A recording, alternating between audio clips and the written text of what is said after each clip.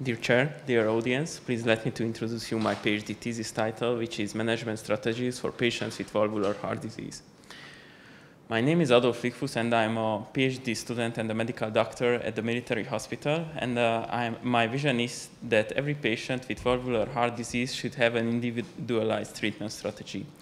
And my mission is to achieve this vision, is to clarify the best treatment plan for each subgroup of these patients. I have two ongoing projects. The first one is assessing the effectiveness of transcatheter mitral valve repair on left ventricular reverse remodeling in heart failure. It's a systematic review and meta-analysis. Heart failure affects more than 64 million people worldwide, and mitral regurgitation is the most common valvular heart disease, affecting almost 2/3 of patients with chronic heart failure and 50% of those with acute heart failure. Transcatheter mitral valve repair, or TMVR, is a possible therapeutic option for patients with severe mitral regurgitation with high risk for surgical valve repair. While the TMVR technique has been shown to improve symptoms, it's uncertain if it's by reversing left ventricular remodeling. So our aim is to evaluate to what degree the TMVR procedure slows heart failure progression by measuring its effectiveness on reversing left ventricular remodeling. Our first clinical question is, how transcatheter mitral valve repair influence heart failure progression? Our population is heart failure patients with mitral regurgitation, and we would like to compare the baseline parameters to the follow-up parameters of the TMVR technique in the aspect of echocardiographic parameters. So we hypothesize that transcatheter mitral valve repair causes left ventricular remodeling. Our second clinical question is, transcatheter mitral valve repair more effective than pharmacological therapy in slowing heart failure progression? In this part, we would like to compare the TMVR technique to the guideline-derived medical therapy alone. We hypothesize that transcatheter mitral valve repair has a superiority in effectiveness on left ventricular reverse remodeling compared to guideline-derived medical therapy alone. We conducted a systematic search in 3 online databases, and down here you can see my search key. The first domain contains the mitral regurgitation part, and the second part is about the TMVR technique. We started with more than 9,000 articles and ended up with 38 articles. Before I show you my results, I would like to say a few words about reverse remodeling. So basically, in heart failure, the architecture of the heart muscle changes, which we call remodeling. With adequate treatment, we can reverse this process and shrink the heart chambers. First, I would like to show you the technical success rate of the procedure. Here you can see that before the TMVR technique, the grade 3 mitral regurgitation proportion was 99%, and after applying the technique, it was only 9%. We measured the echocardiographic parameters, and as you can see, we had statistically significant results, but they were not clinically relevant. We did the same with the comparison group with the TMVR compared to the guideline-derived medical therapy. My first analyzed parameter is left ventricular end-diastolic diameter. For our statistical analysis, we used mean difference, and the heterogeneity was high. And we had a statistically significant result, but it was not clinically relevant. On the next plot, you can see left ventricular end-diastolic diameter in the aspect of TMVR compared to guideline-derived medical therapy. The heterogeneity was low, and we didn't find any significant results, nor clinically nor statistically. Our next parameter is left atrial volume. Here we had a high heterogeneity, and we didn't find any significant results. The last one is the NT-proBNP, which was statistically and clinically relevant. These parameters almost halved after the procedure, showing that on the short term, the TMVR procedures help with heart failure. Our study has strengths and limitations. Our strengths are high patient number, many different follow-up periods, and a unique study design. Our limitations are that we only had 2 RCTs included in our study, and only a few studies with a long-term follow-up. As a conclusion, we can say that although TMVR procedure was technically successful, there was no clinically relevant change in the main echocardiographic parameters, nor any significant differences in cardiac reverse remodeling favoring TMVR. As an implication for practice, clinicians should know that the benefits of TMVR procedure in cardiac reverse remodeling may be limited. And as an implication for research, we should identify which patient benefit more from TMVR and explore other factors influencing its effectiveness. And high-quality randomized control trials are needed. We are done with our manuscript, and we would like to send it for internal review tomorrow. Here you can see our target journal. And my second project is investigating the predictive value of risk factors for subclinical leaflet thrombosis after transcatheter aortic valve implantation. It's also a systematic review and meta-analysis.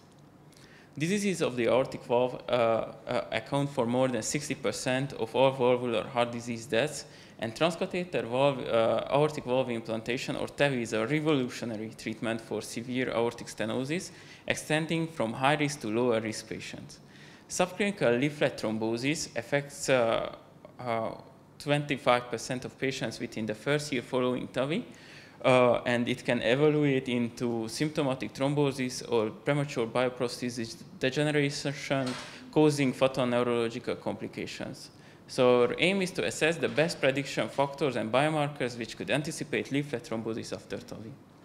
So our clinical question is, what are the most effective predictors and biomarkers to enable early diagnosis and prevention of subclinical valve leaflet thrombosis after TAVI? Our population is patients undergoing TAVI. Our risk factors are gender, comorbidities, procedure-related predictors, blood-based biomarkers, and imaging findings. Our outcomes are incidence of valve leaflet thrombosis. We hypothesize that the identification and utilization of effective predictors and biomarkers can lead to the early diagnosis and prevention of subclinical valve leaflet thrombosis.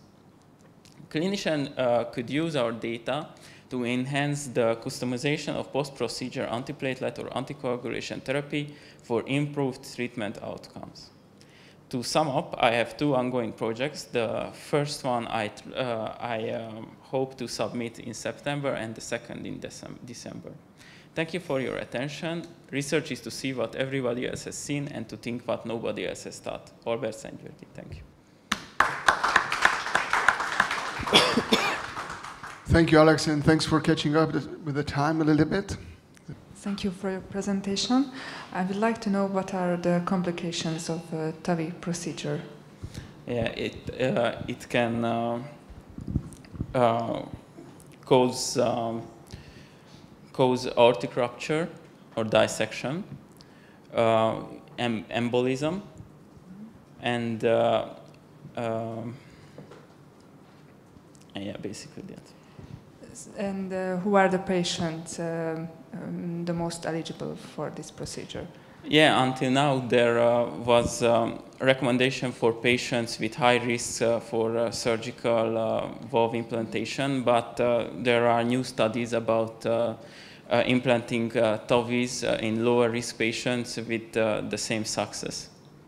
So yeah. Thank you. Can you explain the results of your the first part, when transcatheter was not superior to the guideline therapy? The transcatheter combined with guideline was relatively similarly efficient as the guideline therapy only. Can you explain this result? Yes. That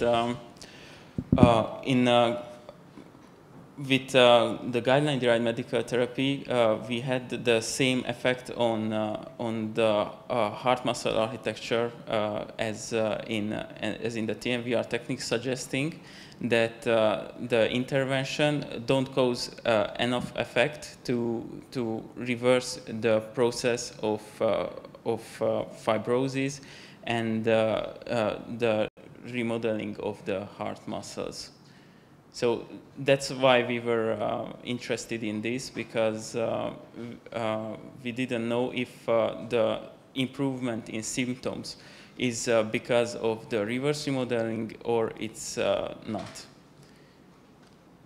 And it seems that it doesn't cause any significant reverse remodeling. That's my topic.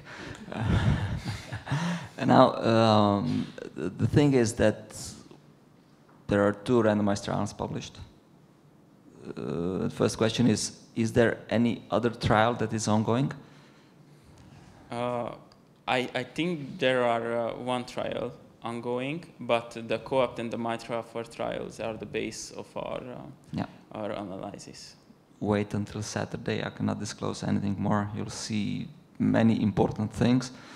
ESC starts on Friday, on Saturday, hotline. You'll see some interesting results.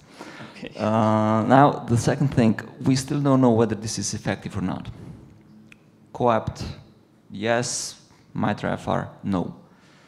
Third one will tell something, and there is follow the journal on Saturday. Now, the question is, why do you think that reverse remodeling will happen? Because there are many etiologies of functional mitral regurgitation. It's not only the ventricle, it's the atrium, it's a mixed bag. Yes. So why do you think that this is something that is relevant for the patient? Then for the no, I'll limit only to the first one. So because I think because it reduces the preload of the left ventricle, and that's why it has a better effectivity in ejection fraction, pumping the blood to the systematic circulation instead of pumping it back to the pulmonary circulation. So then you should put your patient on proper diuretic treatment. There is no diuretic resistance, I would argue. It's only the improper treatment of your patients. And that is the reason why you see the reduction in NT-proBNP and all the other parameters stay the same. Just an advice, you can go for EHJ cardiovascular imaging. I don't think you'll succeed. Yeah, consider heart failure reviews or ESC heart failure. Okay. So those 2, I think you have a better chance of success. Okay, thank you for the recommendation. Thank you very much. And just one suggestion, when you submit your article, you can suggest editor and reviewer. Okay. Okay? Take home message. Thank you very much. Thank you very much.